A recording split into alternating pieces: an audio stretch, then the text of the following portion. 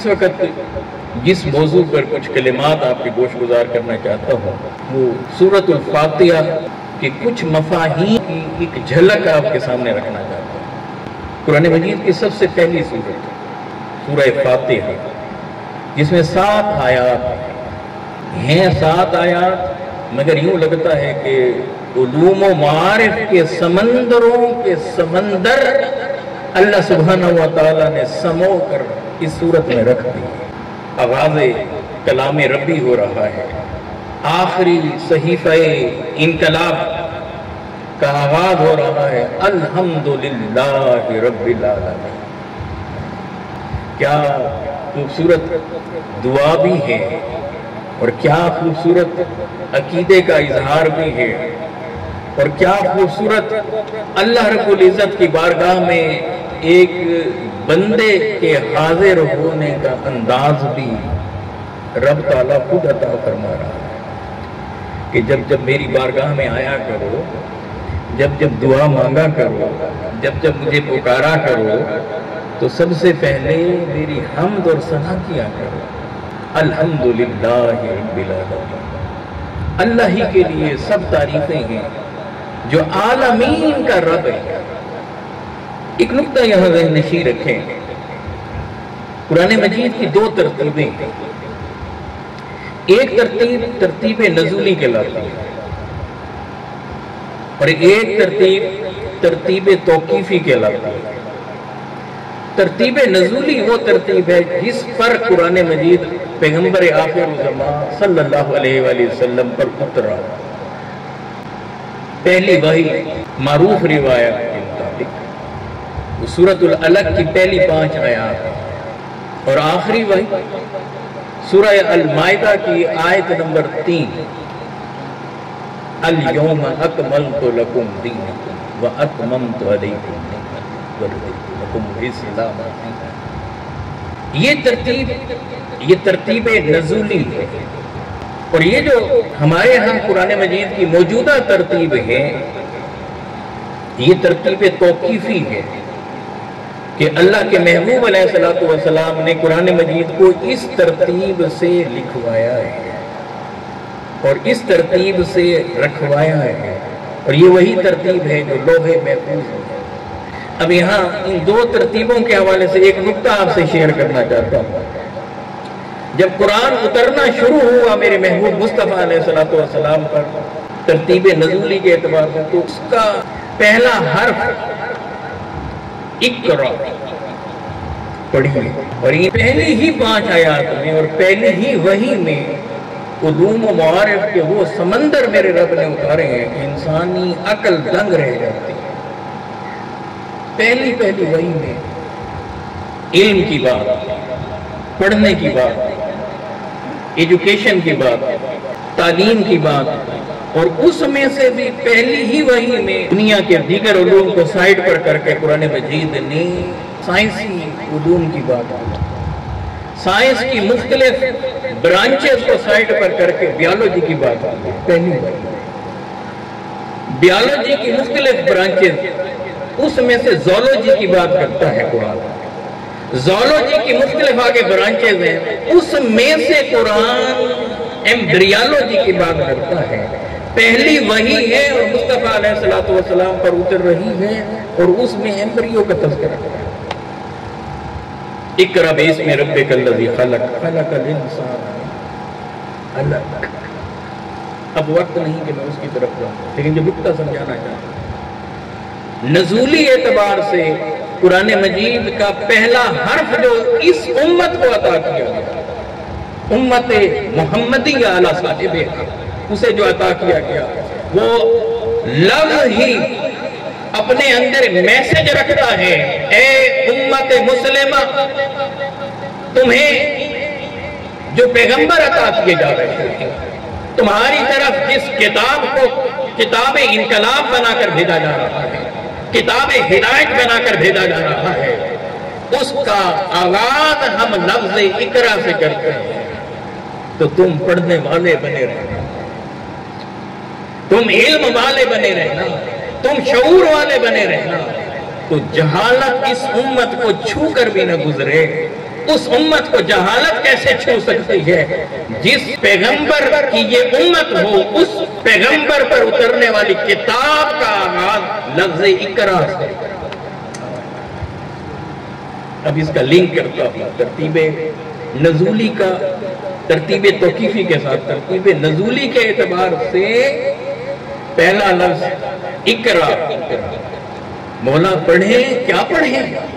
کوئی نصاب ہی بتا دیں، اشارہ تو دے دیا کہ صرف لمیٹڈ نہ رہنا، مومن لمیٹڈ نہیں، محدود نہ رہنا، مومن محدود نہیں رہنا، لا محدود رب کا ماننے والا وہ اس طرح سے جہالت کی پستیوں میں اترتا چلا جائے نہیں، پہلی وحی میں ویسے نہیں۔ مولا کیا پڑھیں؟ اب ادھر جب ترتیب توقیفی کو دیکھتے ہیں تو رب اپنا انٹروڈکشن کرا رہا ہے اور بندے کو لفظ عطا فرما رہا ہے کہ بندے بول بول بول، سب تعریفیں اللہ کے لیے۔ کون اللہ؟ رب العالمین، رب العالمین، رب العالمین، عالمین کا رب ہے۔ اے بندے، تو جسے اللہ مانتا ہے، جسے رب مانتا ہے، وہ العالمین کا رب ہے۔ ادھر کہا اقرا، اے بندے پڑھ۔ مولا کیا پڑھوں؟ کہا دیکھتا نہیں تو کس کے ماننے والا ہے؟ عالمین کے رب کا تو ماننے والا ہے، سو تو پڑھ۔ یہ العالمین تیرا نصاب ہے اور تو پڑھنے والا ہے۔ کائنات کے سارے علوم سمٹ کر دیا۔ اب ذرا سوچئے بندہ مومن کیسا ہوگا؟ وہ کیا صرف عبادات کرنے والا ہوگا؟ جب عبادات کرے گا تو معاملات کو چھوڑ دے گا۔ جو اللہ کو ماننے والا، اللہ کو رب العالمین ماننے والا، وہ عبادات کرے گا تو معاملات کو چھوڑ دے گا، حقوق اللہ کو پورا کرے گا تو حقوق العباد کو چھوڑ دے گا۔ وہ جب دنیا کے اندر قدم رکھے گا تو کیا وہ لوگوں کے ہاں ہاتھ پھیلاتا ہوگا؟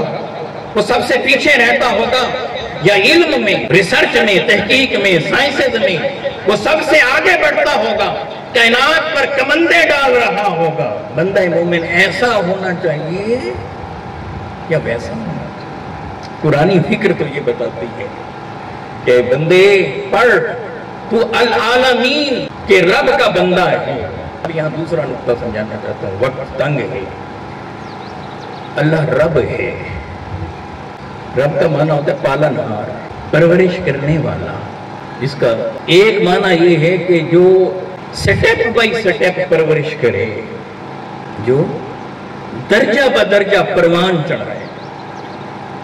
میرا اللہ دیکھیں کیسے ماں کے پیٹ میں دیکھیں، رحم مادر میں، 3 اندھیرے پردوں میں بچے کو کیسے پروان چڑھا رہا ہے، کیسے اس کی تصویر بنا رہا ہے، کیسا مصور ہے، رحم مادر میں صورت گری کر رہا ہے، اسے وہاں جس چیز کی ضرورت ہے وہ اسے وہم پہنچا رہا ہے، درجہ بدرجہ، سٹیپ بائی سٹیپ اسے پروان چڑھا۔ اور جب یہ بچہ اس دنیا میں آتا ہے تو اسے اس کی جو ریکوائرمنٹ ہوتی ہے اسے اس نے پہلے اس کائنات میں وافر انداز میں رکھ دیا۔ ذرا سوچیں تو صحیح، ادھر بچہ پیدا ہوتا اور زمین پہ آکسیجن نہ ہوتا، ادھر پیدا ہوتا اور ادھر غذا کا انتظام نہ ہوتا۔ ایک ایک چیز کو اس بندے کے لیے میرے رب نے پہلے سے بنا رکھا، اور ایک ایک کو، صرف انسان کی بات نہیں ہے، وہ کہتا ہے کہ میں محض رب الناس نہیں ہوں، رب العالمین ہوں، اور العالمین کی ہر چیز کو درجہ بدرجہ پروان چڑھا رہا۔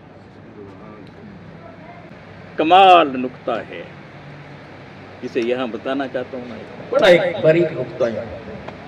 محض رب الناس نہیں ہے، رب العالمین ہے، رب الناس نہیں، رب العالمین ہے۔ وہ رب ہے العالمین کا، پال رہا ہے العالمین کو۔ عقیدہ دیکھیں کیسا سچا سچا، بن رہا ہے کہ رب کو مانو تو یوں مانو. مولا کی تعریف کرنے چلا ہے بندہ, ابھی سٹارٹ ہو, اب یہ پہلی لائن ہے. العالمین کا رب, العالمین کو پالنے والا, العالمین کی پرورش کرنے والا. تو العالمین میں صرف جاندار ہیں یا بے جان بھی ہیں؟ العالمین میں جاندار ہیں یا بے جان بھی ہیں؟ تو بے جان بھی ہیں. صرف انسان ہیں یا دیگر مخلوقات بھی ہیں؟ انسان کے علاوہ دیگر مخلوقات بھی ہیں. اور پھر صرف جانداروں کی کیا بات, العالمین میں تو بے جان بھی ہیں. تو پھر یہی تو وہ سمجھا رہا ہے ادھر پہلی وحی میں اقرا کہہ کر پڑھو نا, میری اس کائنات کو پڑھو نا, میری اس عالمین کو تڑکو نا, دیکھو نا, اس کے ڈیپتھ میں اترو نا. کبھی فزکس کی شکل میں اترو, کبھی کیمسٹری کی شکل میں اترو, کبھی بیولوجی کی شکل میں اترو, کبھی زالوجی کی شکل میں اترو, کبھی بوٹنی کی شکل میں اترو, کبھی دیکھو پیریوڈک ٹیبل کھول کر دیکھو, دیکھو یہ ایلیمنٹس کس نے بنا کر رکھے ہیں, اس کے ایٹمی نمبر کیسے ہیں, کیمیاتی نمبر کیسے ہیں, دیکھو سٹیپ بائی سٹیپ پروان چڑھا رہا ہے اس کائنات کو یا نہیں. وہی تو میرا رب ہے اللہ. یہ نقطہ اس لیے بھی دینا چاہتا ہوں کہ یہاں ینگسٹر بیٹھے ہیں زیادہ, اور دور جدید میں تشکیک پیدا کی جا رہی ہے, شکوک و شبہات کو پیدا کیا جاتا ہے, اللہ کے بارے میں تشکیک پیدا کرنی جاتی ہے. ایسے ایسے لوگ ایسی ایسی گفتگو کرتے ہیں کہ عام انسانی ذہن جب اسے سنتا ہے تو وہ تشکیک کا شکار ہو جاتا ہے, شکوک و شبہات میں پڑ جاتا ہے. ایسا کیوں ہوتا ہے؟ اس لیے ہے کہ ہم قرآن سے جڑے, ہمارا قرآن سے وہ تعلق قائم نہیں ہے. اور پھر جب ہم انہیں بیان کرتے ہیں تو لیمیٹڈ بیان کرتے ہیں.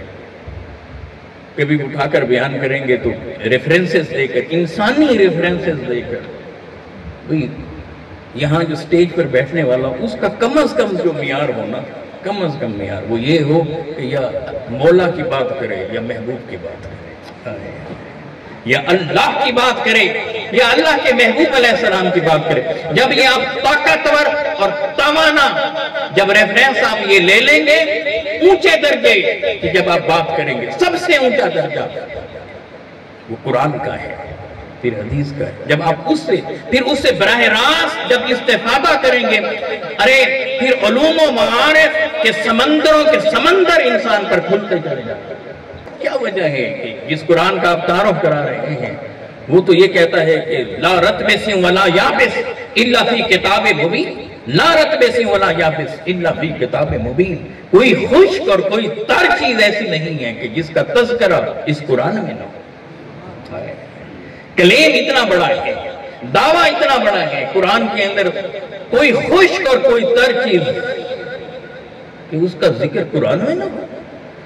تو پھر ذرا اس کی کوئی جھلکیاں اس امت کو دکھاؤ تو صحیح, کوئی اس ڈگر پر آئے تو صحیح, کوئی اس طرح کی ریسرچ بھی تو لاؤ, کوئی اس طرح کی تحقیق بھی تو لاؤ, کوئی ایسا کام بھی تو کرو, ہیومینٹی کے لیے نکلو تو صحیح, انسانیت کے لیے نکلو تو صحیح. ارے یہ سائنس, یہ ٹیکنالوجی, ارے یہ تو میراث تھی امت مسلمہ کی. ایک ضرب کیا لگی ہلاکو خان کی, اور بغداد کو تہس نہس کیا گیا, اینٹ سے اینٹ کیا بجائی گئی بغداد کی.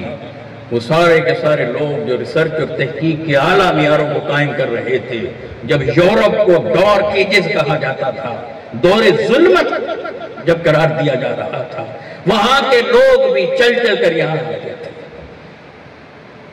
اور یہاں کے سکالر سائنسدان بھی تھے, مگر ہر سائنسدان پہلے ایک اچھا مسلمان تھا, ہر سائنسدان پہلے ایک اچھا عالم دین تھا.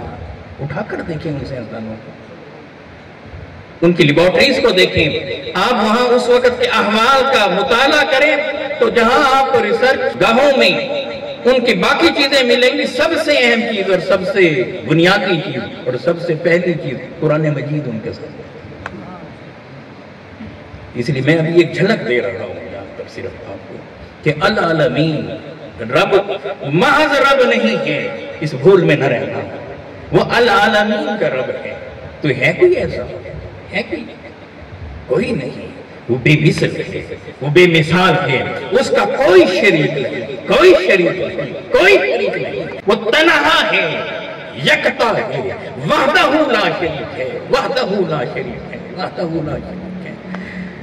الہ لفظ ججتا ہی اس اللہ پر ہے، اللہ کے علاوہ تو کوئی الہ ہے ہی نہیں۔ تبھی تو یہ کلمہ ہمارے بچوں کے زبانوں پر لایا گیا، لا الہ الا اللہ، لا الہ الا اللہ۔ اسی کو تو ہم نماز میں پڑھتے ہیں۔ کبھی آپ نے سوچا ہے کیسے مولا کی تعریف؟ یہاں دیکھیں نا، الحمد سے آغاز ہو رہا ہے، الحمد الحمد الحمد۔ اللہ اپنی بندگی کے لیے اس بندے کو اپنے پاس بلاتا ہے تو آغاز کیسے کرا رہا ہے؟ سبحانک اللہم وبحمدک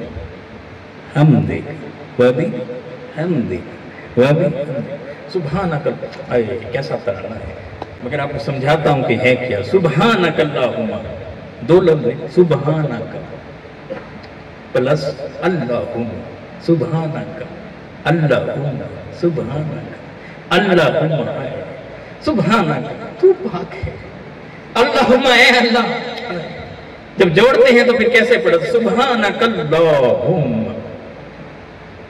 یہ آگے چلیں گے نا، جب اس ڈگر پر آئیں گے، ناطہ جوڑیں گے، قریب ہوں گے، پھر دروازے کھلیں گے علوم کے، معارف کے، پھر ہمیں پتہ چلے گا کہ مولا کی بارگاہ میں کھڑے ہو کر اس سے ہم اپنی معروضات کر رہے ہیں تو کیا کر رہے ہیں، اس سے بول رہے ہیں تو کیا بول رہے ہیں، اس کی تعریف کر رہے ہیں تو کیا کر رہے ہیں۔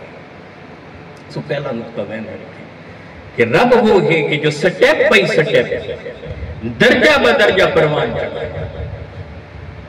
اے درجہ بدرجہ عالمین کو پروان چڑھانے والے، اے درجہ بدرجہ عالمین کو پالنے والے، اے درجہ بدرجہ عالمین کی پرورش فرمانے والے، ذرا اپنا بتا تو صحیح۔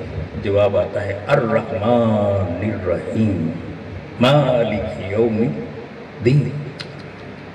الرحمن الرحیم، رحمان الرحیم، قیامت کے دن کا مالک، یوم جزا کا مالک، جزا و سزا کے دن کا مالک، الرحمن الرحیم۔ کیا خوبصورت کلمہ ہے، اور اس کے فوراً بعد کیا کہا؟ مالک یوم الدین۔ اب اس کو میں ایک صرف نقطہ یہاں سے شیئر کر کے الرحمن الرحیم پر پھر بات کرتا ہوں۔ اللہ نے یہ نہیں کہا الرحمن الرحیم قاضی یوم الدین، قیامت کے دن کا قاضی، قیامت کے دن کا جج نہیں۔ کیا کہا؟ الرحمن رحم فرمانے والا، الرحیم رحم فرمانے والا، الرحمن بے تحاشا مہربان، الرحیم بے تحاشا مہربان۔ سنینم لا رہا ہے، مترادفات لا رہا ہے، اور ساتھ میں کیا کہتا ہے؟ قیامت کے دن کا مالک۔ یہ نہیں کہا کہ قیامت کے دن کا جج۔ اگر جج ہو تو پھر ججمنٹ دے گا، پھر فیصلہ دے گا، پھر اعمال کو دیکھ کر کہ گناہ گار ہے تو سزا دے گا، نیکوکار ہے تو جزا دے گا۔ اگر مالک ہے تو پھر جو چاہے وہ کرے۔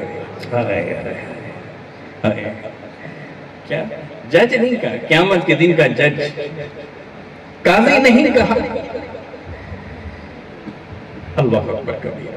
اس میں اتنی تسکین ہے نا، الرحمن الرحیم کے بعد مالک یوم الدین کہنا۔ ویسے تو ڈر لگ رہا ہے، ادھر وہ رحمتوں کی بات کرتا ہے، رحمانیت کی بات کرتا ہے، رحیمیت کی بات کرتا ہے، اور ساتھ میں کہتا ہے قیامت کے دن کا مالک۔ تو گویا یہ اشارہ ہے کہ اے میرے بندے، اے مجھے رحمان و رحیم ماننے والے، تو پریشان کیوں ہوتا ہے؟ ادھر ادھر بھاگتا دوڑتا کیوں ہے؟ ادھر ادھر بھٹکتا پھرتا کیوں ہے؟ میری بارگاہ میں کیوں نہیں آ جاتا؟ میری بارگاہ میں سجدہ ریز کیوں نہیں ہو جاتا؟ سربہ سجود کیوں نہیں ہو جاتا؟ مجھے پکار کیوں نہیں لیتا؟ مجھے منا کیوں نہیں لیتا؟ مجھے راضی کیوں نہیں کر لیتا؟ مجھ سے اپنی باتیں شیئر کیوں نہیں کر لیتا؟ مجھ سے اپنے مسئلے مسائل شیئر کیوں نہیں کرتا؟ تکتا نہیں۔ الرحمن الرحیم، الرحمن الرحیم، الرحمن الرحیم۔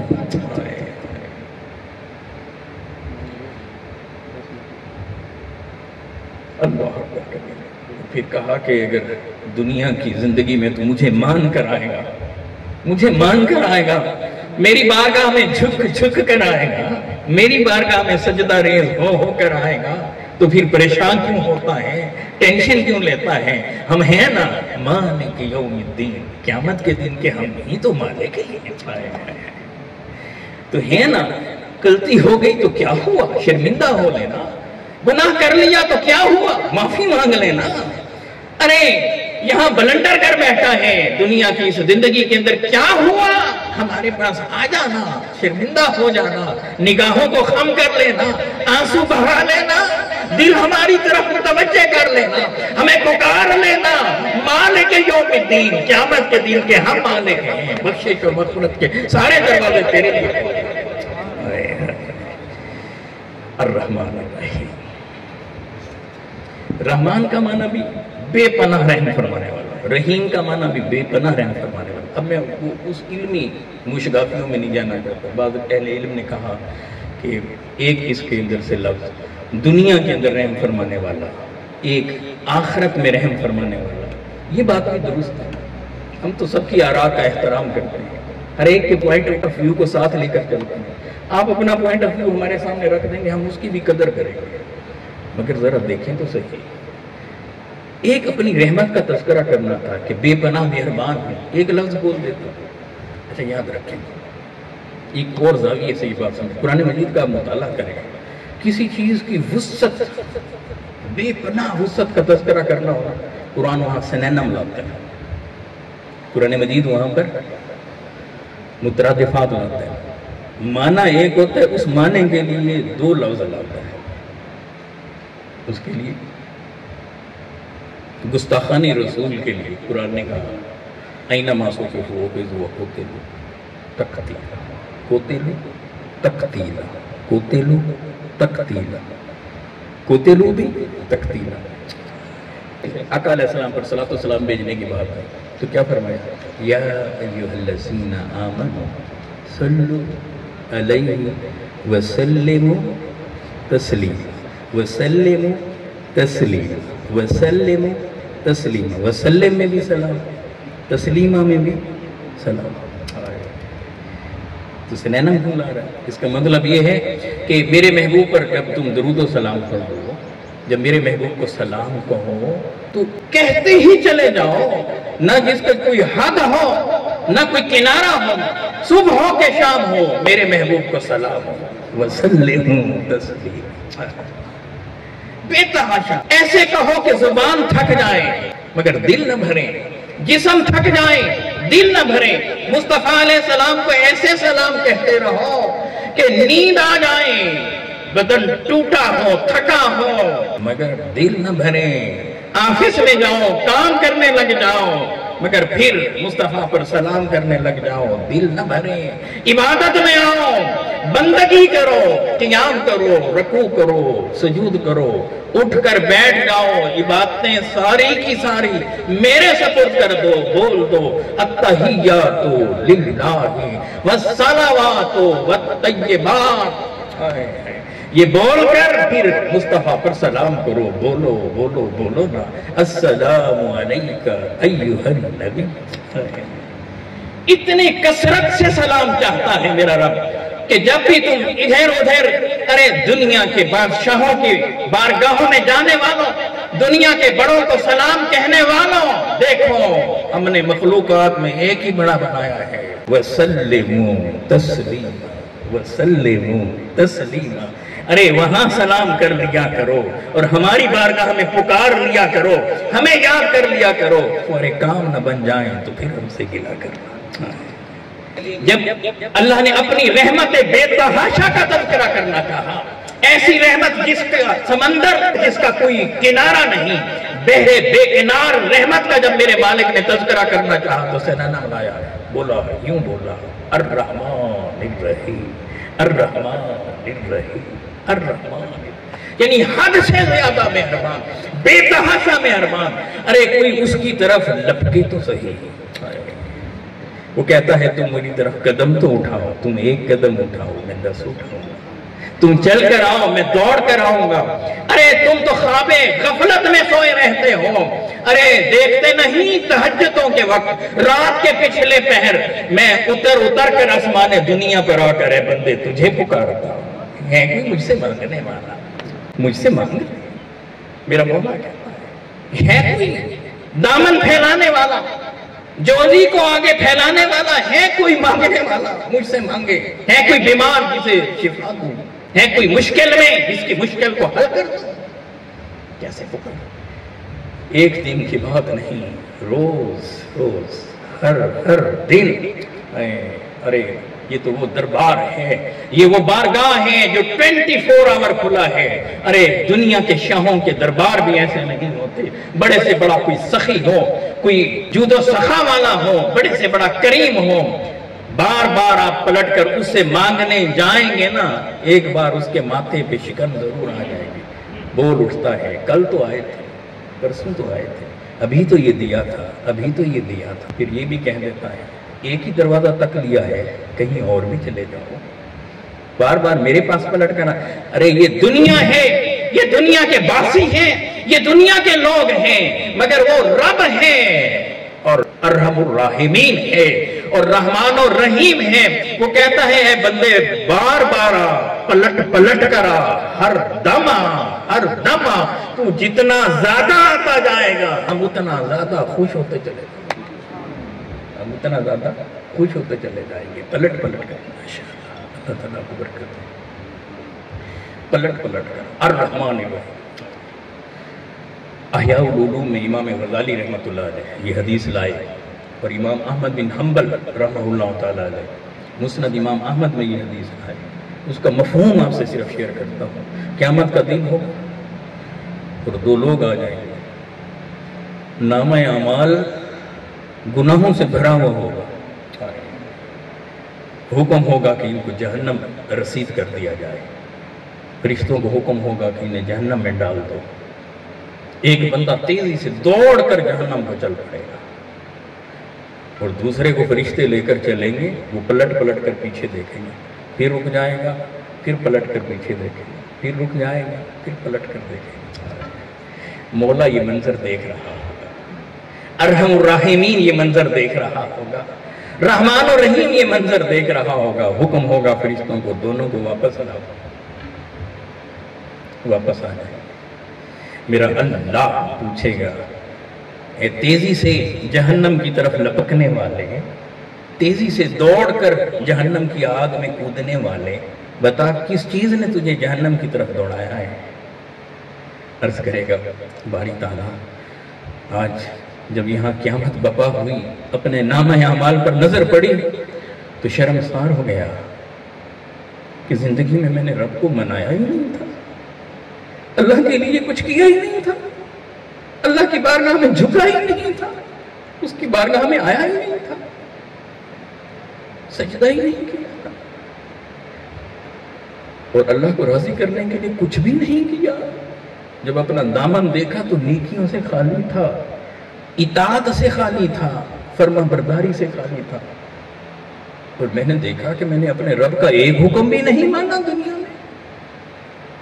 اے اللہ میں نے دل میں سوچ لیا تھا کہ وہاں تو جو ہوا سو ہوا، آج میرا رب جو بھی حکم دے گا نا اس پر تو فوراً عمل کرو۔ وہاں اتنے گناہ کر آیا ہوں، اتنی نافرمانیاں کر آیا ہوں، اتنے احکامات کو پس پشت پھینک کر آیا، آج تو میں ایسا کروں۔ اس لیے جب تو نے حکم دیا جہنم کے لیے تو میں نے کہا کہ آج تو اللہ کے حکم کی تعمیل میں دوڑ کر چل پڑو۔ دوسرے سے پوچھا بتا بھائی جب تجھے میں نے کہا کہ جہنم جانے کا تو فرشتے لے جا رہے تھے، یہ تو رک کیوں جاتا تھا، پلٹ کر میری طرف کیوں دیکھتا تھا؟ عرض کرنے لگا مولا ہم نے تو دنیا میں یہ سنا تھا کہ اللہ بڑا غفار ہے، اللہ بڑا غفور ہے، اللہ تو بڑا معاف کرنے والا ہے، اللہ تو بڑا مہربان ہے، بخشنے والا ہے، مغفرت کرنے والا ہے۔ ہم نے تو یہ سنا تھا رحمان ہے، رحیم ہے، بے پناہ رحم فرمانے والا ہے، مگر آج میرے لیے حکم ہوا تو جہنم کا حکم ہوا۔ اس لیے میں پلٹ کر دیکھنے لگا الرحمن الرحیم کو کہ اب رحم والا حکم کب آئے گا، معافی والا حکم کب آئے گا. پھر میں آگے بڑھتا تھا، پھر رک جاتا تھا کہ ابھی میرا مولا ابھی کہے گا کہ معاف کر دیا، ابھی میرا مولا فرشتوں کو حکم دے گا نہ لے جاؤ اسے جانا. تو اللہ کی رحمت ایسے جوش میں آتی ہے، فرمایا کہ دونوں کو جنت میں داخل کر. اللہ الرحمن مالک یوم الدین ایاک نعبد و ایاک نستعین. اے اللہ ہم صرف اور صرف تیری ہی عبادت کرتے ہیں اور تجھ ہی سے مدد چاہتے ہیں. یہ بندہ مومن کا کم از کم ایک بندہ مومن، اس کا عقیدہ ایسا سچا سچا اور اجلا ہونا چاہیے کہ بندگی صرف اور صرف اللہ کی،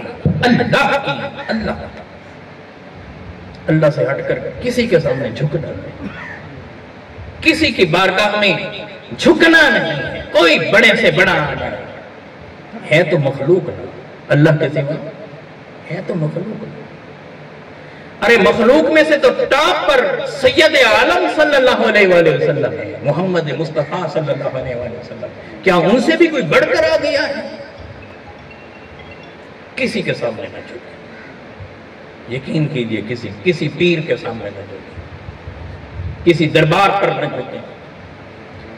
صالحین کو مانیے، ان سے عقیدت رکھیے، ان سے محبت رکھیے، اولیاء اللہ سے تمسک رکھیں، نیک اور صالح لوگوں کے پاس جائیں، دعائیں کریں، حکم ہے.